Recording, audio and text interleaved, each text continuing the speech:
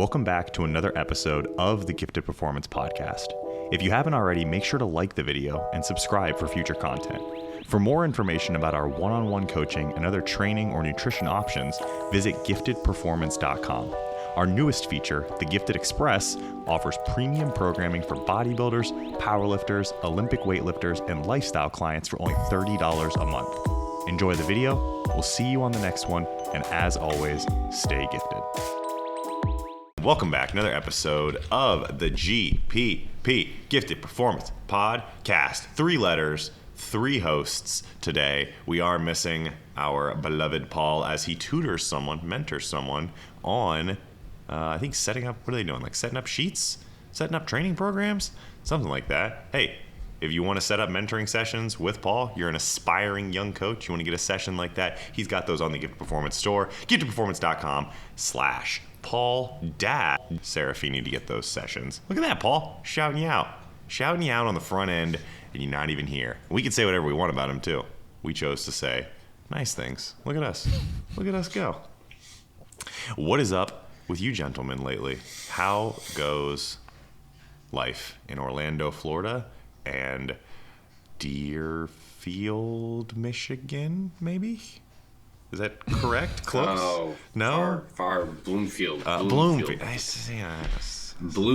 Bloomfield. Okay. How are things in Deerfield? Bloom? I feel like Deerfield's like on a TV show.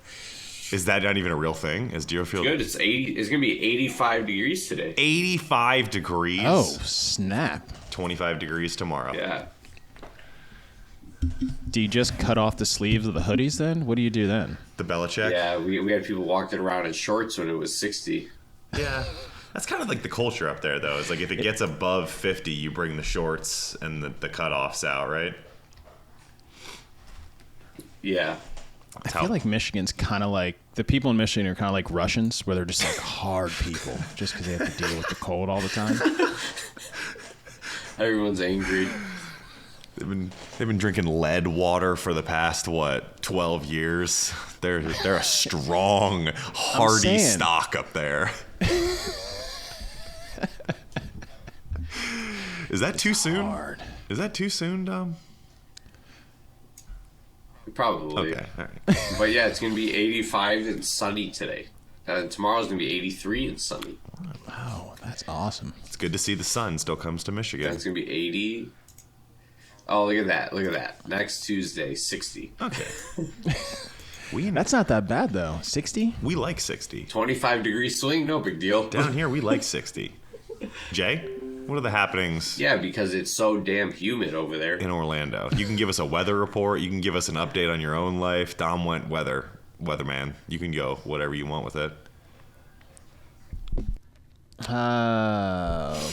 Update in my life. It's, if we can go with weather, it's just hot. Well, actually, it's not even that hot here in Central Florida. It's been kind of breezy, which makes me nervous because that means hurricanes are probably coming like tomorrow. So that's the beauty of living in Florida. You're like, oh, it's so lovely, but every now and then you might have your home destroyed. But, you got to take the good with the bad. Do you know when hurricane season starts? Do you guys have like hurricane home insurance? Yes. Yeah. So like your homeowner insurance can be like $100 a month if you have like impact windows and shutters and all that good stuff. Or it can be like $300 a month if you don't have those things. It really takes a long swing. Wow. I'm going to pretend I heard what you said because you froze. I think it'll get it on the back end. I think it'll record that, but I don't know. We'll see. It could be, I don't know. We'll see in editing. We'll see what kind of magic Jake can make. I was like, man, they are really, really interested in this story. They're just staring at me.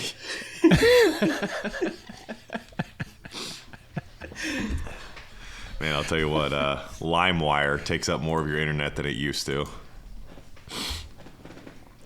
Man, those are the days. Remember just pirating music? Just stealing shit. You could shut your whole house's internet down with LimeWire. You download like 4 or 5 like single songs, and the file is like 3 terabytes. And you're like, oh man, but I can't wait to listen to Yeah by Usher. How do artists get paid now? Like, there's no CDs, How do they get paid? All their music's free.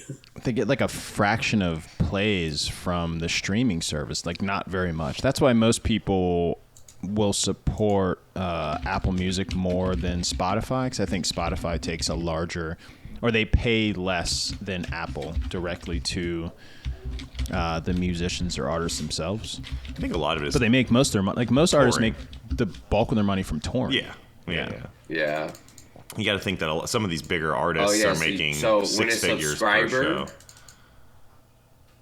So when somebody streams your music, you get paid a proportionate share of Apple Music subscription revenue per month, calculated on the terms set out in TuneCore's blanket agreement with the store. I bet that's why I bet they're getting raped. our future president, Kanye West. That's why Kanye. Wow, they literally get a penny a stream. Yeah. Yeah, but dude, some of these people have like billions of listens, though. Yeah, I'm not necessarily concerned about their income. It's not at the top of my list. Jay's very worried. I'm just so curious because like, is like going platinum even a thing anymore? Yeah, it is. Yeah, because I remember it's real shady. So they removed Kanye from his consideration of going platinum, I think, because he was using his own streaming device. It's like because he hasn't paid someone to use his streaming device as a way to collect data, they're like, oh no, we won't consider you for any sort of awards. Man. So even the people with 1 billion views, they made $10 million. Yeah, but then you got to figure how many people do they have to pay out? Oh yeah, but like on Spotify, some of these top people have like over 1 billion views on one song. Yeah. What a weird. I mean, I guess it's the artist's dream to get paid to do what you love. I guess. I mean, even if you're making a little bit of money, but a lot of that is from touring for sure. Yeah. All right, gentlemen. But that life's rough. You're just on a tour bus. Can I interest you in this fine morning of Thursday, May 12th, in some mental masturbation from the Exercise Science Instagram space? Allow me to show you masturbation. Exhibit 1. Joseph. Sir Joseph Bennett, hypertrophy coach. You guys like hypertrophy coach? I feel like this guy puts out like really quality stuff overall. 98 to 99% of the things that Joe puts out, I'm like, this is pretty good. This has some value. Well, he's a Christian husband, father, provider, career coach. That career. He got me at the first one. That's his bio. So what Joe posted that someone sent this to me was this video here, this reel. Let's check the views on this thing. How popular is this reel? Reels? Man, Instagram has a terrible web browser feature, whatever you want to call it. It is horrible. Yeah, and it's crazy to think that they are owned by Facebook. Right? And they have a shitty website. It's because they both want you to use mobile. I think so, yeah. It's much harder for them to track things from your desktop because if you're using like a VPN or something like that, or it just gets real shaky. So they almost, it's kind of like Starbucks. Have you ever noticed that Starbucks makes sure that ordering things inside is a massive hassle? Like the parking lots are typically very small, but the drive-thru is super efficient. Chick-fil-A does the same thing. It's because they don't want you to come inside. Same thing with Instagram. They want it to be inconvenient. All right. Well, they're I would say they're succeeding. All right, but here's the video. So, do resistance profiles matter? Matter a lot more for advanced people. You're already kind of what happens in training. If you guys can't read, moving towards a plateau. You need more and more and more and more stimulus.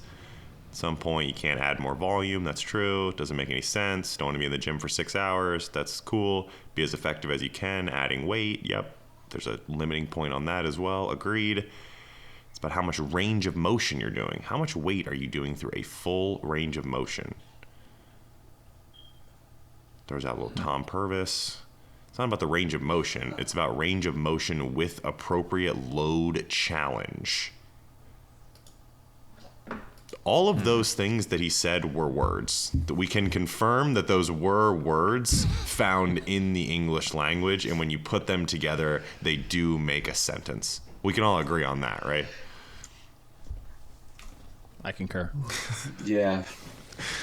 What do we think about, let's just start with resistance profiles to begin with, because our top... Dude, what did that person comment? Hang on, somebody commented, does it include the length tension relationship? What the fuck is that? Najee. Those are words that we use. So does it include all resistance training includes the length tension relationship? It's like going for a walk, beating your meat involves the length tension relationship of your forearm muscles. So yeah, it does, Najee. You're welcome. We know you love the pod, so thanks for coming through.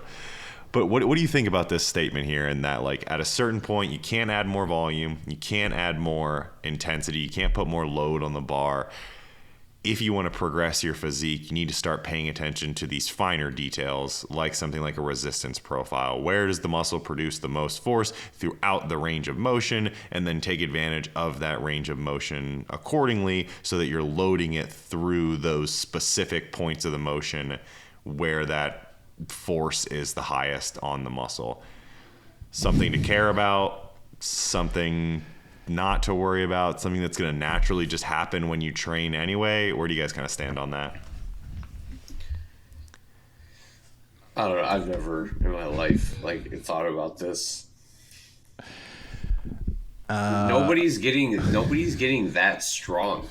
Like, do you know how strong you have to be to worry about this? When people do the strength thing, you would switch your movement before you think about this. Do you remember the old video of Kai Green? He's benching 495 for a set of 12, and he sits up and he's like, yeah, I'm not a power lifter, I'm a bodybuilder, so I lift accordingly. It's like, dude, you just benched 500 pounds for a set of 8. And then he turns to the camera and he was like, well, I've considered the resistance profiles on the bench press exercise, and I've found that when I consider the length tension relationship, the bench press at 495 is the ideal exercise for me. I mean, at what point does anybody really start to run out of the adequate stimulant to promote any desired adaptation? What point are you like, oh, can't do any more of this, I need to add something different to this whole entire scenario? Well, I think I think this is just too hard to focus on. Because if your weight is so heavy, how are you going to focus on one aspect of the resistance profile than the other? The only machines that can do this are prime equipment and old Strive equipment, because you can actually set where tension is the highest on them. So, unless you're training on prime equipment, I just don't see why you need to be worrying about this. It's just... So when I think about... And a lot of his stuff sort of does this. So, and I'm sure Joe Bennett is a nice fellow. He's a Christian. And so... I think he just needs to be a little bit more cognizant of the people that are viewing his content. 9 times out of 10, they aren't people that are even relatively close to reaching their genetic potential. Most of us aren't. You could be doing this for 20 years and be doing things relatively intelligently and still probably not get very close to your genetic potential. You're pretty close, but you're not very close. So I think that's the one thing you need to take into account. So probably what's happening is you get some people that watch this stuff that just are looking for something else because they think they've plateaued. Because at the end of the day, what are the chances that adding another set is adding so much inconvenience to your day that you need to worry about resistance profiles? Probably not. Even if you're Terrence Ruffin, who's his number one client, Terrence Ruffin is a bodybuilder. I don't know what Terrence does outside of bodybuilding, but he probably doesn't have shit else to do besides spend 4 hours in the gym. What's 4 hours and 30 seconds going to be if Terrence just adds another set? So it's it's just getting caught up with things that probably just don't really matter. And I think it's for the sake of just generating more content, which good for Joe because people are watching it. People are watching it, but no one seems to be really commenting on it. Here's our top comment there from iShack_iShack. And he came in with the... Oh, I know iShack. He came in with the wisdom of everything depends on the context. Ah, yes. A comment that provides value to everyone who's viewing this video. Everything depends on the context. Totally, man. It depends. There's a common thread in bodybuilding, it seems like, or maybe it's just an exercise science where we love to just, I think it's we love to complicate things, but I think it's because we're trying to align ourselves with the other health professionals such as physicians, nurses, people like that use big words that nobody really understands because they're trying to keep people alive. So in order to kind of align ourselves with the other fitness professionals, we like to overcomplicate things that really have nothing to do with like actual health. Like resistance profiles don't, like things like this don't need to be overly complicated because they don't apply to anyone. Yeah. Like I'd love to say like most people, but probably no one it probably applies to. I would say like resistance profiles, paying attention to active range of motion, joint angle stuff is something that matters to athletes. And, 10 years ago, I think athletes really got bogged down in the weeds here. And we're like, this is stuff that we need to concern ourselves with. Like, what's the exact degree of knee flexion that I need to squat to as a sprinter to match the kind of like resistance curves and the force curves that are associated with the sport? It's like, okay, I can get behind that. Most sport coaches now are kind of getting away from that. And they're saying, listen, the best way to get better at sprinting is to do some general physical preparation in which you make your body stronger and more resilient to injury, and then it's to take your ass out to the track and just run real fast. It turns out the way to run fast is to go to a track and run fast. And now bodybuilders are like grabbing onto this resistance profile thing, and they're using bands and they're using variable resistance and all of that. I think a lot of it is just completely ignoring the overwhelming majority of the evidence that says this stuff makes little to no difference. If it's volume equated, you get the same result. But Jay, I think you nailed it. You said it's for content. It's like, this is a piece of content that's going to grab people's eyes. And if you don't understand, you might say, maybe I should care about resistance profiles, whatever. I also think it's weird that he says like you just can't keep adding volume because then your sessions will be 4 hours. Like how much it's like time does one more set take? So that extra set takes you from like 75 minutes and it just bumps you up to that 240 minute mark. It's like that one set, you have to rest the 3 hours and 15 minutes from before that set so you're ready for it. I think even like in Lyle, when he was being super critical of one of the Schoenfeld studies which doesn't give any context at all, a Schoenfeld study, because there's so many of them. But all of them. The one about set or like set volumes. And it was like 20 sets. And Lyle was just like, who does 20 sets in one session? Like, who does that? Like, no one. It's not feasible. But I know I've done it. We've done it. For sure. And it didn't take me 4 hours. Yeah, we've definitely done it. Wait, 20 sets of one body part? Yeah. Oh, yeah. Jesus. Yeah. Don't lie, Dom. Absolutely. You've done it. A little shoulder day. You got to get the for sure. You got to get the I've done four sets of a dumbbell shoulder 10. press, and then you got to get the 4 sets of the machine shoulder press, 5 supersets of the lateral raises with the front raises. Yeah, shrugs. Upright rows. Like you're missing a bunch, dude. Coming out of the gym, cable face pulls. If you're doing 20 sets per muscle group, it might be time to just start looking for something else to do. Like you should probably just do 10 sets and just milk that out for as long as you possibly can, and then start like racing RC cars whatever. Like, just do building model rockets is like super fun. Like I've heard really good things about crocheting. there's a ton of stuff you could do. You could like pay That'll attention to your probably be friends just as, if and not like more rewarding. develop a personality and a social life. Like all these things are really, really good options that you can do with the other time in your day. Yeah, because if you're doing 20 sets to be a bodybuilder, maybe being a bodybuilder just ain't it. Whoa. Charlie. Oh, goddamn, Charlie. He's getting in on it. Goddamn. So I think that this idea, kind of just this post, is somewhat of a microcosm of an issue that I see existing in the space as a whole, with people, attaching themselves to some very small detail, whether it's a mechanism or a pathway or something like that, and like really running with it and getting themselves buried in unnecessary details. So when we look at this stuff, the question from Omar was like, does this stuff actually make a difference? And if it does make a difference, what's the magnitude of effect here? What I told him was basically it does make a difference, but like the percentage is so small that it isn't going to be some game changer that people make it out to be. I just don't. It's not going to turn you from maybe like possibly becoming nationally qualified to becoming Mr. Olympia. Like that isn't going to be the difference there. It's probably going to be, well, your genetics are obviously going to play the greatest role, but at that level, it's probably going to be pharmacology.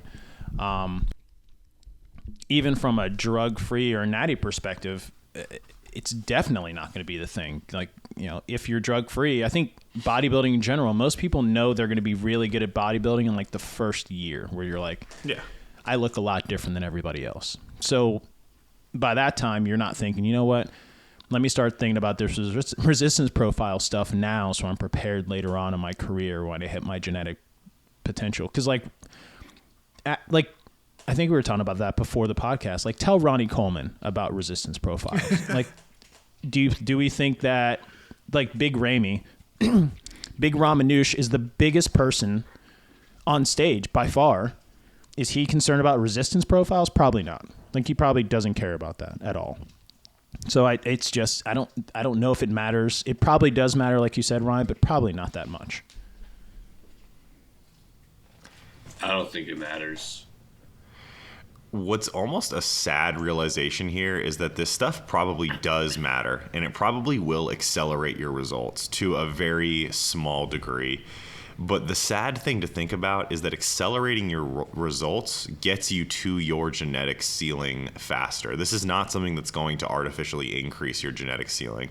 So the more you obsess over every minute detail that gets you the best and most efficient results possible out of the gate, just puts you at the unfun part of training faster, the part where progress is exceptionally slow. I think most people, when they look back on their lifting career, they say the most fun years that they had were the years where they had no idea what they were doing. We were doing, quadruple, quintuple drop sets on shrugs. I had my buddies sitting on the sides of the bar. Like, nothing will ever replace those times, because we were so blissfully ignorant, and obsessing over these things early, I think, would take away a lot of that fun of those early years. I agree. Yeah, I think now that, I guess I've kind of removed myself a little bit from bodybuilding, but it's like the more that I would obsess about the minutia, the less it became less fun. It became more of like, let me try to figure out this formula so I can get myself a little bit closer to my genetic ceiling. And like you said, like, what do you do then? Like, you're like, okay, this is it. Like, yeah, once you're there, it's done. You're done. Yeah. It's done. It's time to do something else. It's similar to trust when... me, folks, once you get there... What happened? Things aren't as fun. I said, once you get there, things aren't as fun. I see it's kind of like it's a little dissimilar, but it's kind of to the same point. It's like when I see a lot of guys who go pro as lightweights or middleweights, and they rush to get their IFBB pro card, and you're like, dude, like, what's next? Do you enjoy bodybuilding? Like, because if you get your pro card as a lightweight and your name isn't Sean Clarita, you got a real long off season ahead where you're gonna not be competing at all. So you're rushing to this end point. Years with no guarantee that you're ever gonna be able to be like, super competitive at a pro show anyway. So like enjoy it. I think isn't like Dexter like one of the few people that have done that? Like he's gone from being a lightweight to being an open. Like he won the Mr. Olympia in the open class. But I mean, Dexter. I mean, that was like what 20 years later, something like that. Yeah, I think we can look at the landscape of who has won the big shows: Arnold's, Olympias, New York Pros. The largest. It's not a lot of guys that were once a lightweight. That's not the common story. Like they're not saying, "Oh man, these lightweight guys are really coming in and sticking it to Ramy or sticking it to Ronnie." That hasn't been a trend that I've noticed. I can only think of it. I think it is just Dexter. I don't think Dexter was even I think Dexter was a bantam. No, is that right? I wonder what Sean was. Dexter was a lightweight or a bantam. Sean would have to be a bantam. Yeah, I think. Okay, but he's not even open. Pro? I think he was a bantam when he turned pro. Because that's like a real small pool. But I'm pretty sure that Dexter was a lightweight.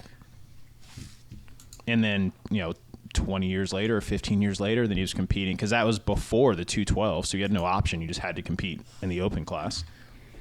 Like Men's Health, like why are you the first hit on Google, but I need a MVP membership to even read the damn thing? Google Analytics. Their SEO game is strong. Real strong.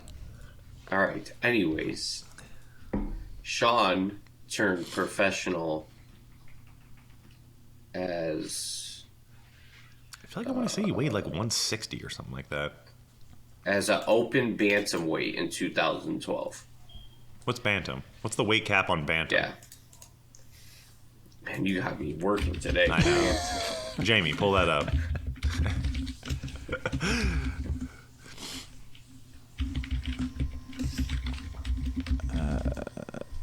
It is up to and including 143 and a quarter. 143 Jesus. and a quarter. Oh my god. Oh man, I was a fifth grader, I think.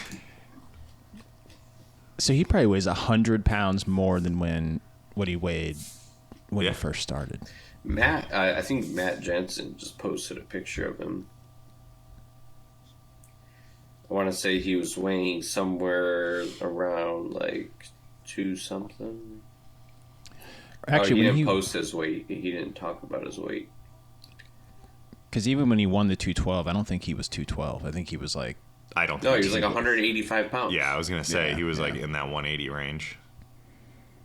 It's wild, dude. I need to stand next to that guy. I realized how short he was when Anthony took a picture with Sean. And I was like, Anthony, you're tall. Holy shit. So in 2001, that was last Olympia. 2021? He was 174 pounds on stage. Yeah, okay. That's crazy.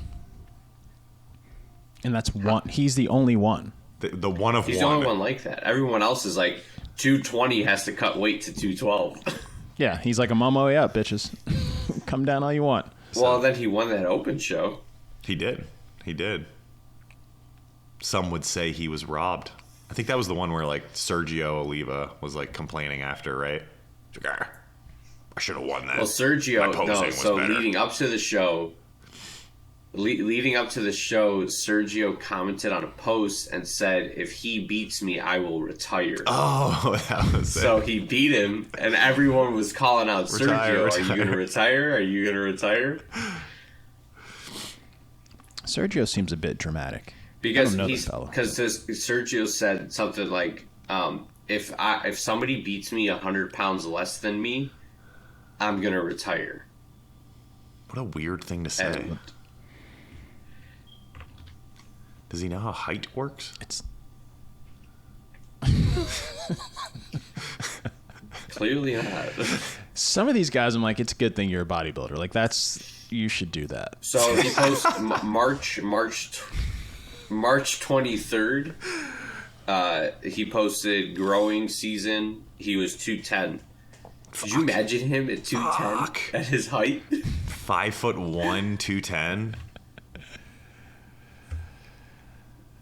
And that ain't no sloppy 210 either. He's probably got those like trademark super distended upper abs like he always has. I just wonder how uncomfortable is that? It's got to be painful. Because I've been a fat 265 twice. It can't even be uncomfortable. It has to just like hurt. Like existence is pain. It just doesn't seem like it would be very much fun.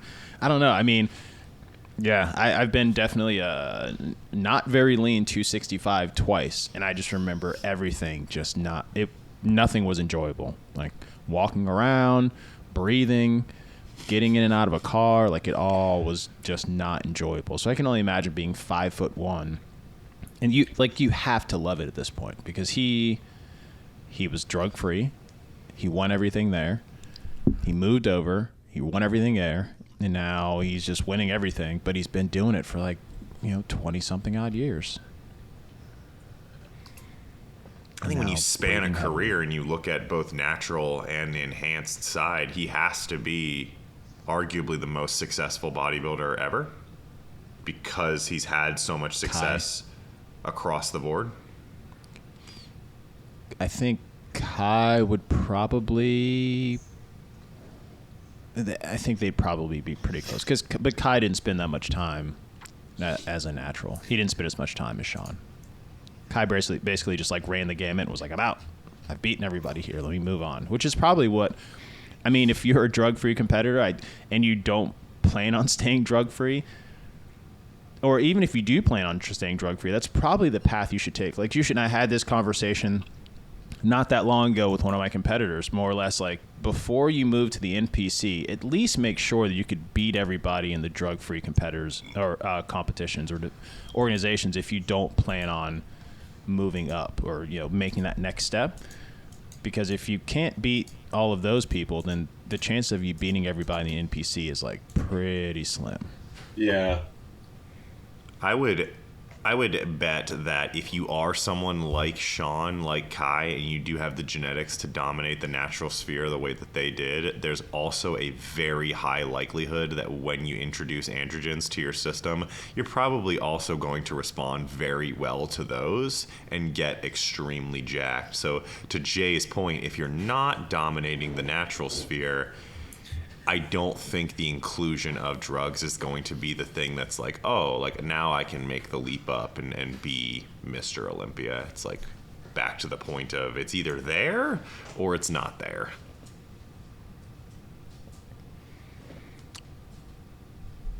And you can believe that. Did I freeze again? Am I frozen? No, you're good. Okay, all right. You're good. Yes. All right, cool. Yes, you gave me your stares again.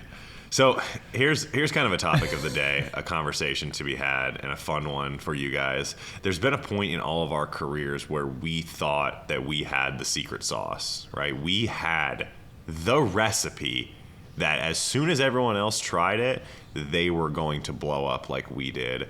I want to know what was I'm sure it's been a couple times, but what was your favorite moment when you thought that you had the secret sauce, whether it be training, nutrition, or otherwise? Man, I can think of everything. Anything I ever learned, I was like, you dumb motherfuckers don't know about this. Anything, name it. You could just run the gamut. The big one was definitely counting macros, or if it fits your like that just opened up the door to me thinking that I knew far more than everyone and anybody at all that was following a meal plan. You were just dumb. Like you didn't understand the whole thing, how it worked, even though I'd been following meal plans. Like I didn't know any better than to just follow a meal plan forever, and did pretty well following meal plan. As soon as I found out about macros, I was like, everybody that's doing it the old way, you're now dumb. And that was probably the initial that was probably my biggest secret sauce moment when I realized, and I remember talking to, I think I maybe even have told this story here. Like my sister-in-law is a pediatrician, and granted, she doesn't know a ton about nutrition, but she went to medical school, so she knows a few things about a few things. And I remember having the conversation with her about if it fits your macros, and basically just trying to tell her that you only have to eat the macros. You just have to reach these percentages of your overall caloric intake, and that's all you had to do. It didn't really matter how you got there. Don't worry about fruits and vegetables. You just have to get to the numbers. And she said, I don't think that's right. And I said, no, you don't know what you're talking about. You're wrong. Shout outs to my sister-in-law. But yeah, that was the big one, I think. I think my biggest one was like when I read about like spiking your insulin post workout to get your nutrients in faster, which like in the grand scheme of things is real. So, but I was like, I would like eat the candy or something after a workout, then like chug amino acids, creatine and stuff after, thinking I was like gonna make this amazing leap of progress because I was doing it. Then I put it in everybody's plans.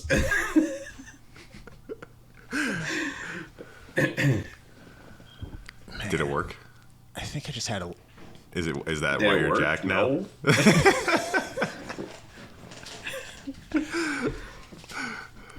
I don't even do it anymore. Remember, here's another one. I know Ryan knows about this. Remember when like HIIT cardio? Yep. And that was just the only way to do things. And then we decided to put together two things. We put together HIIT cardio and the stair mill. If you put those things together, it's a multiplier. You've now increased the efficiency of your cardio. It just makes sense because the stair mill is really, it's the bodybuilder's best friend. It's the only way to get cardio done. But if you go through sprints of 30 seconds... The fat melts off so fast that the fact that your knees ache all day, every day, isn't even a problem anymore because you're so lean, and you can just blame the knee pain on being lean as opposed to the fact that you're like stomping the stair mill for, a very efficient 15 minutes a day. Just like, hell yeah, I can get like 450 calories in 15 minutes. Jay's like, I can get 460. And then, but at the time, I remember looking at everybody else doing like lists and just being like, "What are you doing? These idiots!" I'm like, how is that going to work out? I remember getting into a conversation with Lyle about that, and he told me that I was dumb because I couldn't do HIIT for very long, and I said, "No, Lyle, that's incorrect. I can do HIIT for 30 minutes." And he was just like, "Good luck with that." He was correct. I cannot last more than unfortunately. Yeah. I don't think I've ever been able to actually, and it's not even true. It's not true HIIT. If you can last a half an hour of doing it, of doing intervals of 30 seconds to 45 seconds with the adequate amount of rest at a high level of, at a high performance, you're probably no longer doing HIIT anymore. Not by the true definition, no. I think all of my secret sauce moments were supplement related, and it was like just this stepwise fashion of like every time I found something new, it was like that next big step. And if the sticker price on the supplement was higher, it's because it was more valuable and it was going to give me that 50%, 60% increase that was reflected in the value of the supplement. So, it starts early. We get into a little bit of muscle tech. Maybe it's a little bit of their creatine blend that they had. Their I forget. Oh, God damn it. Fuck, man. Are we getting this old? No. It was Celtec. Celtec, yeah. Celtec. And I got the Celtec, and I was like, all right, this is some good stuff right here. Was it sugar? It was, but that's okay. I don't mind that it was only just maltodextrin in there. And then we had the Celtec Hardcore. And then I was like, you know what? Like, Frank McGrath, who I really like, I think those veins are perfectly healthy and there's nothing varicose about those. He's an animal athlete and he takes animal supplements, so I got to switch over there. They got the Stack, they got the M Stack. This stuff has ectosteroids in it. That literally has steroid in the name. Do you understand how well this is going to work? And then they're like, you can combine it with Animal Pack. And I see people on the forums and they're like, my pee turned green when I took Animal Pack. And I was like, green's a good color. Like, green is grass. And grass grows pretty fast, so I got to throw that in there as well, get that effect there. And I was like, you know what? I gotta get something a little edgier. I gotta level myself up. And then I found this company. I don't even remember what the company's name was, but they had a post-workout company, a supplement called like Anabolic Overdose. I was like, holy shit. I know anabolic is a good thing, and I know that overdosing is extreme, so let me get that. And they had like this plasma jet pre-workout. It got to the point where I had put so many supplements on my mom's credit card that bodybuilding.com sent me a gym bag, like a $150 gym bag full of supplements. Sent it to me. Valued customer, you've spent over this amount of dollars, like we're going to give you all this stuff for free. I priced it out. It was like $450 worth of stuff. When I realized that I had spent an egregious amount of money is when they also sent it to the other address that I had on. And I was like, hey guys, you sent this twice. Do you want me to send it back? And they were like, no, it's fine. We're completely okay with eating $1,000 that we basically just sent to you because you've already spent $15,000 on our website. I'm like, all right, cool. So for me, it was always about the supplements, the next one, and then the next one, and then the next one. And you had to apologize to your sister-in-law. I have to apologize to my mother, Cindy. I'm very sorry that I did such terrible things with your credit card from the age of like 14 to 17. So, formal apology. But for me, it was always supplements. Is it funny that when you find the secret sauce, you immediately start to look at everybody else like they're doing everything unbelievably like just wrong. Like you're doing everything wrong. Like this is the thing that we should be doing. I think that's part of it. That's what makes it so fun, is that you now have the right to look down on other people because they don't even know how to track protein, carbs, and fat. They've never even heard of it. I remember I was being lorded over by a macro master one time, and I just, I bowed down and I said, thank you. Thank you for inventing protein, carbs, and fat and sharing that with us, putting that out into the world so that we can all enjoy it as well. This brings back so many memories of so many things I've done that were just not the right thing to do. Like fasted cardio was another one where I'm like, that makes sense. If I've got nothing in my stomach, there's no calories there, and I start off expending them right in the morning, I must be digging more of a deficit. That makes a ton of sense, like on its face. And just watching people eat and just being like, did you have breakfast this morning? They're like, yeah. I'm like, you've just wasted your cardio. Like, don't even do it. Might as well have stayed home. And it's this assumption that if there's no calories in your stomach, there's no calories or energy substrates stored anywhere else in your body. And you're like, that doesn't make any sense. But also at the same time, yes. Fasted cardio, there needs to be some sort of like yohimbine bark extract in the equation there. And then, throw yourself a little bit of like BCAAs in there. Ignore the fact that BCAAs have calories and do kick you out of a fasted state. That doesn't matter. That's information that I don't want to hear and I choose to ignore. So therefore, fasted cardio, superior. Just ignore the evolutionary mechanism how bad of an evolutionary mechanism that would be. That if you ate food before you went to bed and you woke up, all the food is now gone. So the next time that you needed to hunt for food because there aren't grocery stores, you would then cut into your overall energy supply so much that you might die if you don't find food in the next, I don't know, how long does it take before you die from not having food? Just accelerate that process even more. It's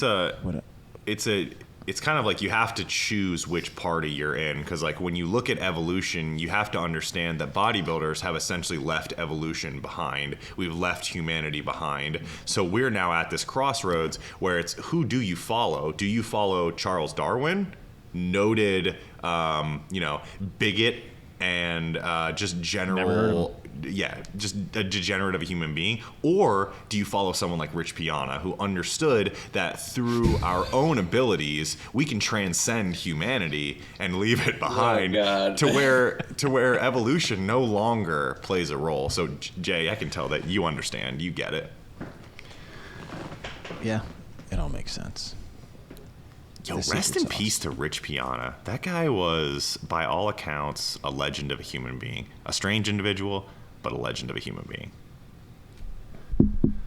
As long as memes exist about bodybuilders, he's probably going to be the one. Like, if you Google bodybuilder, he's probably going to be one of the top ones that come up forever. Yep. 8-hour arm workout.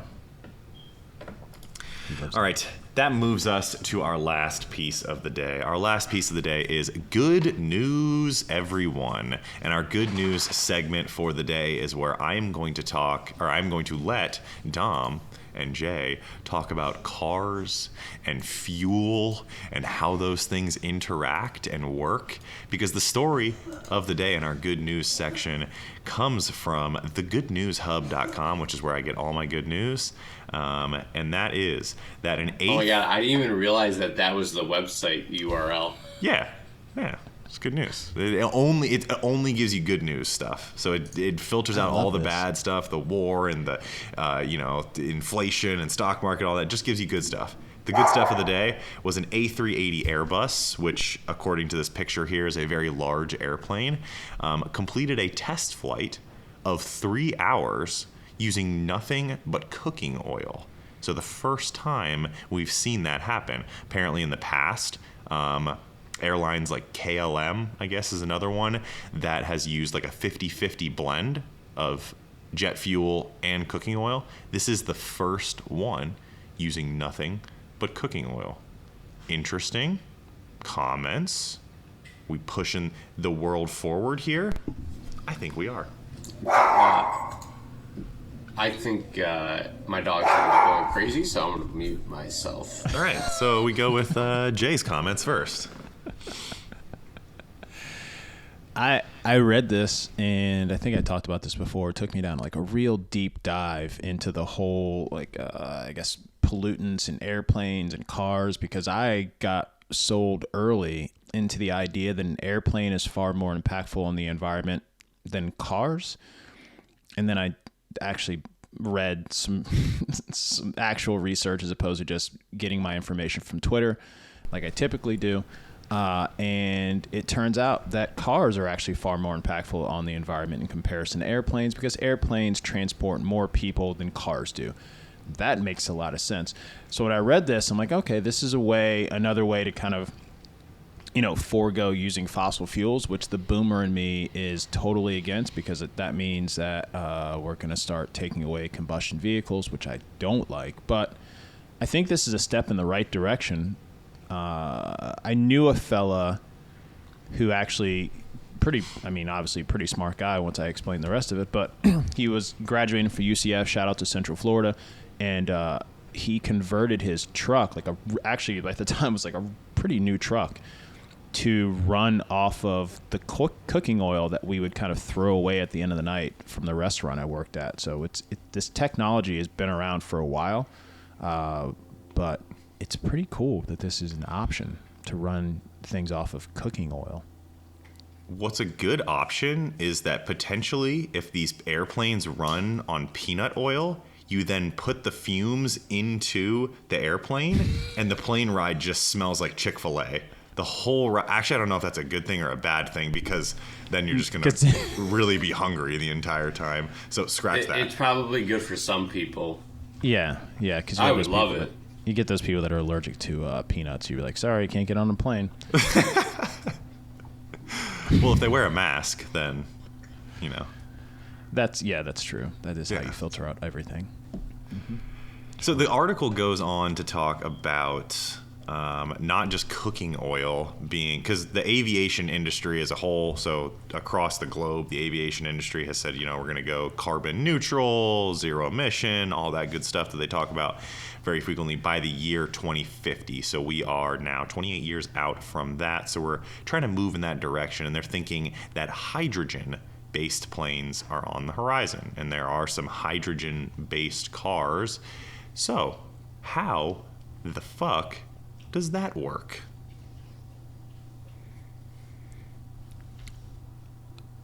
Dom. How does hydrogen work? How does a hydrogen engine work? Pretty sure it's the same way as a normal combustion engine. You don't have to Google it either. You can 100% just make it up as you go. No, I have to Google it. I mean, Yeah, they're just modified internal combustion engines Okay. so that we could use hydrogen fuel cells. Hydrogen fuel cells sounds really cool. I know. So they use electrochemical use of hydrogen rather than blowing it up. Yeah, it's still basically an electric car. Okay. Yeah. I think is how it works. So it's almost like hydrogen-based, like batteries fueling an electric car, essentially. Yeah, Dude, yeah. I would hate to be near one of these things if they exploded. Makes me real nervous. You wouldn't be It's around. crazy it that for very everything long. that could possibly be. It's crazy that everything that could possibly be better for our environment, like the best things for our environment, the cleanest burning fuels, are the ones that are the most sketchy, like hydrogen, nuclear. You're like, ugh, I don't know. I don't want to be the first. I don't think that's what people who preach the electric car, save the environment stuff, take into consideration. They just think like, have you seen those pictures of like what the mines look like for the battery? It's not good. Development. It's for not Tesla? great. Like how much land they destroy over like to make one battery. I'm not worried about that, Dom. I'm not worried You're about not? that. I'm worried about 0 to 60 in the Tesla Plaid. That's my main concern. Fuck those people in their land. I just want to go 0 to 60 in 2 seconds. Jay wants more lithium. He wants two things: more lithium and more human rights violations. So if we can dial those up as soon as possible so that his Tesla goes a little faster, Elon, make it happen. Elon doesn't like hydrogen fuel cells, believe it or not. Imagine that. But I guess he's not a big fan on hydrogen stuff. Yeah, I mean, we can reach out and get a comment from him on that, or perhaps he'll want to come on the podcast to discuss it. So I gotta have my people talk to his people. Yeah, we were talking about this before, and I know people who are watching will remember. There was an episode of Rob and Big where he took an old Ford Pinto and he converted it to run on old cooking oil or used cooking oil. And I want to say it was like really inefficient, or it was like, this was also in like 2005 when that show was out, but it was very inefficient, or it was like it burned very hot or something like that. I forget exactly. So that's what it was. E85 burns. It's super efficient, but it burns really hot. So if you're running E85 in a car, you probably get like half the amount of fuel economy that you would if you're running petroleum fuels. I think that's one of those things, like nobody's really figured out how to not let that happen. I don't know if they're like you need like a giant fuel cell inside of your car, I think is the only way around it. Toyota already has some hydrogen cars. I've never seen one on the road. I assume that it's like super expensive, and then I'm pretty sure there's no hydrogen pumps anywhere. I think they have cars they have the potential to be used for hydrogen cells, but they just don't have ways to fuel them yet. Hydrogen's Oh, definitely. E85 actually burns cooler. Did I just make that up? It says E85 burns cooler than gasoline because. Tom, why would you say that? There's Did you hear more how engine confidently Jay burn. said that it burns hotter, and you read that and you were like, nope, this guy can No, spin but it his totally- web no, it of makes bullshit sense. no more. It makes sense what Dom said, because that's kind of the heel of efficiency for a vehicle is often heat, just machines in general. The heel's also always heat, so that makes a lot of sense that it would actually run cooler. But then why does the fuel economy go down? Now, we need a Jamie. We need somebody that's just on top of this shit. I'm doing it. E85 lower. So while he looks up that, I think hydrogen is a really good option, but Jay also mentioned nuclear, which can be a good option. It's because the energy content is lower in E85. Oh. Is that what the 85 stands for? What do the numbers stand for? It's like the octane rating or something? What is that? Is that like Dr. Octane comes and he rates the gas and he's like, I choose a 93 out of 100. I really like you. It's the measure of a fuel's ability to resist knock.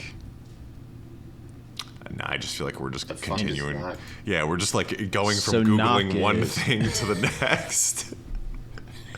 Knock's exactly what it sounds like. So it's basically like best way to explain it. It's almost like vibrations within the efficiency. Like for a motor to run efficiently, it needs to not vibrate, and knock is increased vibration. So That if sounds right.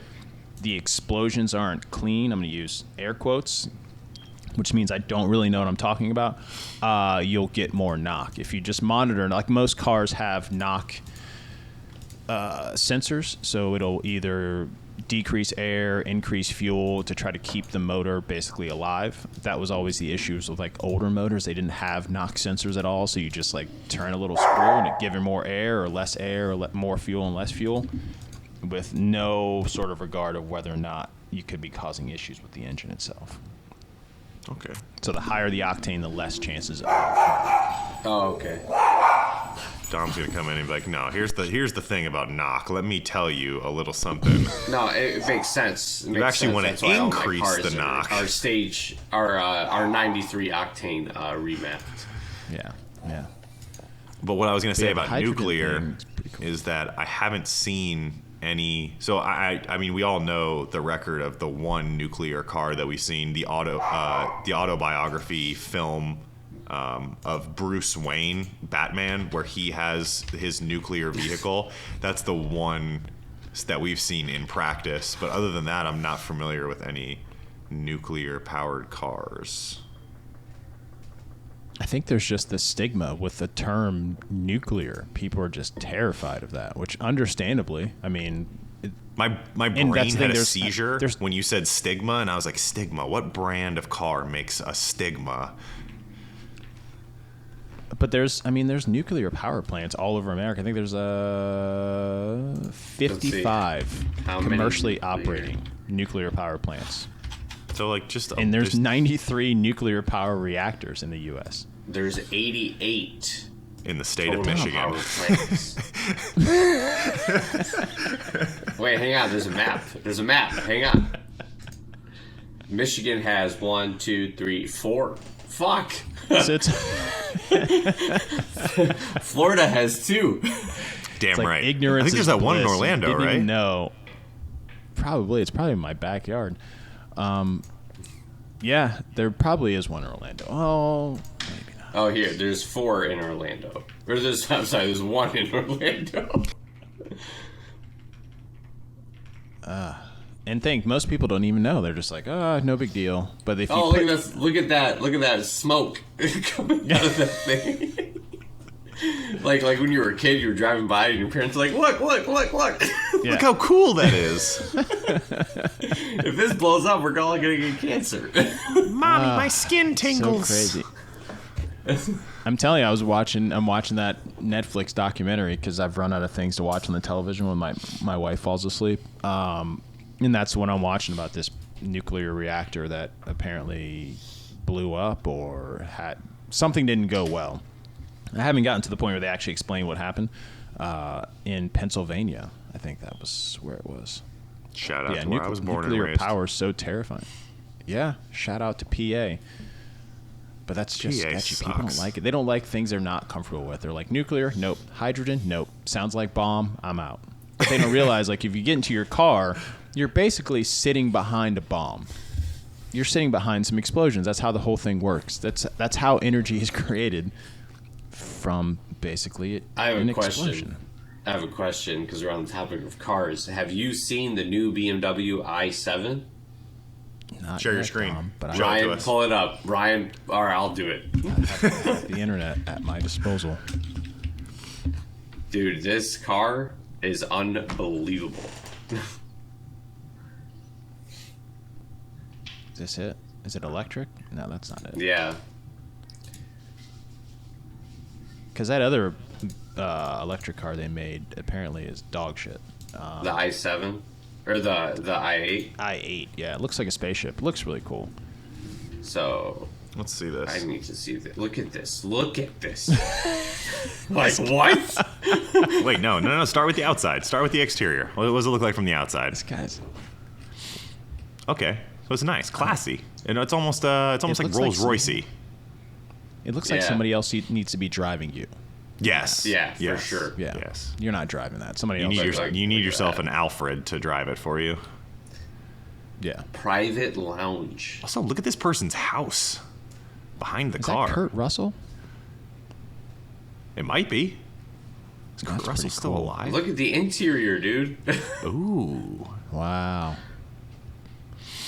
I like See, the this is my TV. I concern like the with TV cars. from the roof over the TV coming out of the back seats. Oh, At a mere 120,000, but at least you get a 7,500 tax credit. at 119,000, that probably doesn't even come with like the tires, right? It's like no tires, no steering wheel. Let's make one. You want to make one? Let's make one. Why not? As a car guy, it concerns me that eventually people like you're probably not going to drive your car. Like eventually you're just going to get into this thing and it's going to take you to where you need to go and you can like check your emails and your Instagrams and stuff and Very you know, you're iRobot. probably not going to drive. Yeah, something else is going to drive you. If you That makes me are sad listening to the podcast on Spotify or on Apple Music and you don't have visual right now, just like, comment, and subscribe, and we'll see you on the next one. We're going to build a car now. So if you want to hear the sounds of us building a BMW, then stick around. If you leave, we're not going to hold it against you. Hey, should I put down 1,500 for one? Why not? That'll be helpful. 1,500 down today? What the fuck? Usually it's like 100. It's fully refundable. Oh, great. Makes you feel better. I could use Amazon Pay with all these Amazon gift cards I keep winning. Yeah. Hey, you've got a challenger, an unnamed challenger, who Unnamed challenger. who has told me that he or she will be taking you down. I hope they do. All right, folks. That brings us to the end of our episode of the GPP. Go and reserve your new BMW i7 for the low price of $1,500 down today. Check out with PayPal or Amazon Pay. You can reserve that. And like Dom said, it's fully refundable. After that $1,500, the car is only $117,500 at base. The savings. You get $7,500 tax credit. That is insane. The government will love you forever. But that's all we got for you guys today. We will see you on the next episode. Keep the questions, keep the topics coming. You guys bring that part of the show, and we'll continue to bring you good news like plant oil airplanes. See you on the next one. In the meantime, stay gifted, and we love you. Bye. Peace.